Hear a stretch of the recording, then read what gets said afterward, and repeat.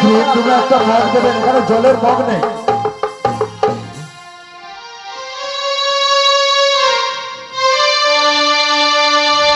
আহ কি আনন্দ!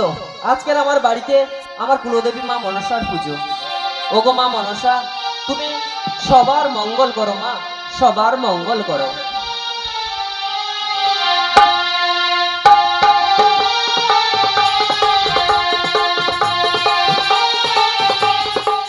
এই তো, এই তো বড় বড় অক্ষরে লেখা রয়েছে রাজা চন্দ্রকেতু ভবন।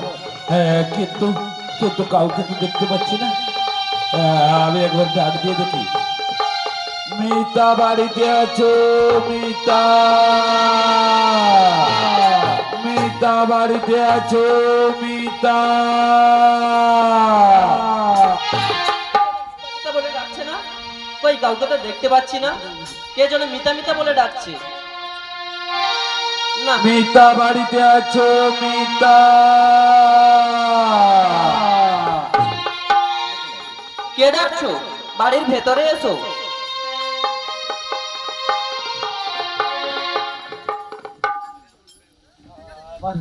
আমার মিতাকে দেখে দাও না।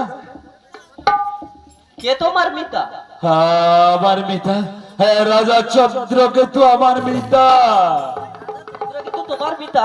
হ্যাঁ, রাজা চন্দ্রকেতু আমার মিতা। তুমি আমার মিতাকে দেখে দাও না। আমি রাজা চন্দ্রকেতু। মিতা, আমার কোনো মিতা মিতা নেই। কে তুমি? কি বললে? তোমার কোনো মিতা নেই? না, হ্যাঁ, ছেলে কেমন করে তা তো বলবে। ওগো মিতা, তুমি ভালো করে ভেবে দেখো না, সেই ছোট্টবেলাকার দিনের কথা। তুমি ছিলে চন্দ্রকেতু, আমি ছিলাম চাঁদ সদাকর।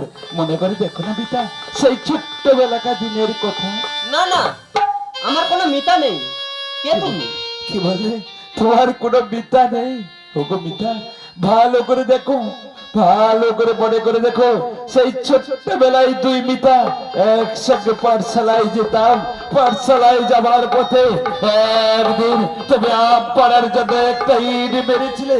সেই ইট ফিরে এসে আমার আমার কপালে লেগেছিল। মনে করে দেখো না মিতা, সেই ছোট্টবেলাকার দিনের কথা। হ্যাঁ, মনে পড়েছে। সেই ছোট্টবেলায় আমি আর আমার মেতে পাঠশালায় যাওয়ার সময় একটি গাছে আম পাড়ার জন্য একটি ইট মেরেছিলাম।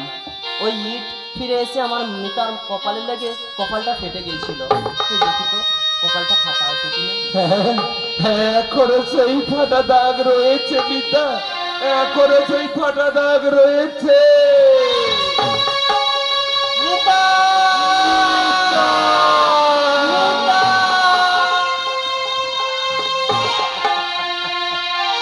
বলো মিতা, বলো তোমার এমন দুর্দশার কারণ কি মিতা? ও গো মিতা, সে অনেক কথা মিতা, তোমায় পরে বলবো। তুমি তুমি আমায় আমায় কিছু খেতে দাও না মিতা। আজ 7 দিন আমি কিছু খাইনি মিতা, খাইনি। কি বললে মিতা? তুমি 7 দিন কিছু খাওনি? না মিতা। আচ্ছা মিতা, এখানটায় বসো, আমি তোমার জন্য খাবার আনছি মিতা।